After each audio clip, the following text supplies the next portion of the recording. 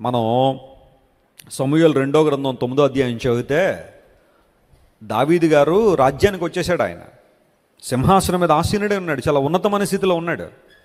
అలాంటి దావీదు ఒక మాట అడుగుతాడు, ఏమన్నా తెలుసా? యోనాతాను బట్టి, అందరూ ఈ మాట నాతో చెప్పండి, యోనాతాను బట్టి, ఇంకొకసారి యోనాతాను బట్టి సౌలు కుటుంబంలో ఎవరికైనా మేలు చేయగలనా అని అడిగాడు. దావీదుకు తెలుసు సౌలు కుటుంబంలో ఎవరు మేలు పొందుకోవడానికి అర్హులు కాదు అని. కానీ ఒక వ్యక్తి నిలబడ్డాడు దావీదుకి, అతని హృదయంలో ఉన్నాడు. ఆయన ఎవరాయన?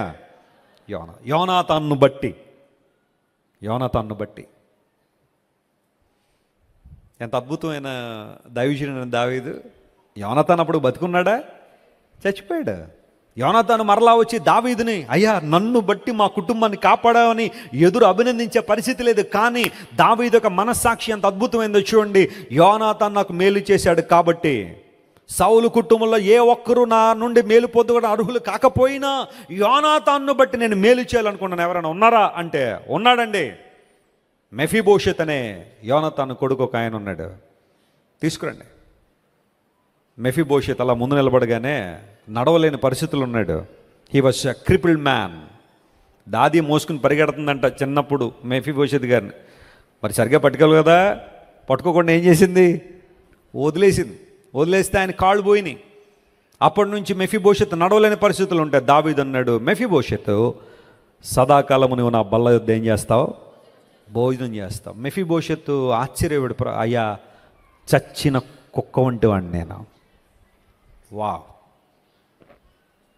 దావీదు యొక్క ఉన్నతమైన అనుభవాన్ని యోనాతాను కుమారుడైన మెఫీబోషెత్ అర్థం చేసుకున్నాడు. చచ్చిన కుక్క వంటి వాడిని నన్ను, ఈ యోగ్యత, ఈ అర్హత లేనివాడిని నన్ను నువ్వు ప్రేమిస్తున్నావు. యోనాతాను బట్టి. కొన్ని సందర్భాల్లో మన జీవితాల్లో కూడా అలా ఉండాల. ఆ వ్యక్తిని బట్టి ఎవరో ఉంటారు, వాళ్ళని బట్టి. నువ్వు ఎవరికైనా మేలు చేసావా? నీ కళ్ళ ముందు కనబడుతున్న వాళ్ళకే చేయలేకపోతున్నావు. ఇప్పుడు వారిని బట్టి ఇంకెప్పుడు చేస్తావు? నువ్వు ఆ స్థాయికి ఎప్పుడు వస్తావు? బహుశా నీ కుటుంబం ఈరోజు నీ స్థానంలో ఉండడానికి ఎవరో నీకు సహాయం చేసి ఉండొచ్చేమో. కష్టాల్లో నువ్వు ఉన్నప్పుడు, నష్టాల్లో ఉన్నప్పుడు, అప్పులు ఊబులో కూరుకుపోయినప్పుడు, లేవలేని పరిస్థితుల్లో ఉన్నప్పుడు ఎవరో నిన్ను ప్రేమించి, నీ కుటుంబాన్ని ప్రేమించి నీకు సహాయం చేసి ఉండొచ్చు.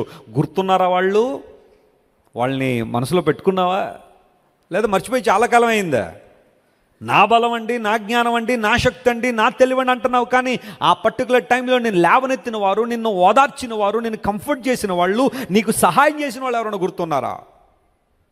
వారిని బట్టి చేయగలవా? సహాయం చేయగలవా? మేలు చేయగలవా? అలాంటి అనుభవం నీలో ఉందా? యోనాతాను బట్టి అంటే దావీదు స్వతహాగా సౌలుకు మేలు చేశాడు. యోనాతాను బట్టి ఆ తర్వాత కాలంలో సౌలు కుటుంబానికి ఏం చేశాడు?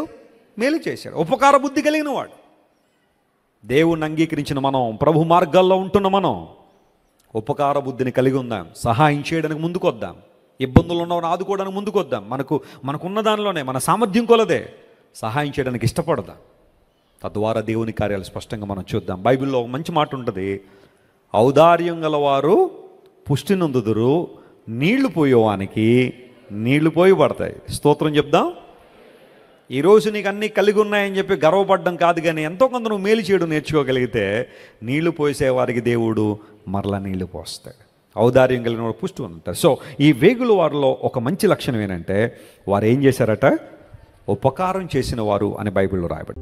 మీరు ఇంతవరకు విన్న దైవ సందేశం మరియు దేవుని సేవకులు చేసిన ప్రార్థన మీకు ఆశీర్వాదకరముగా ఉన్నదని విశ్వసించుచున్నాము.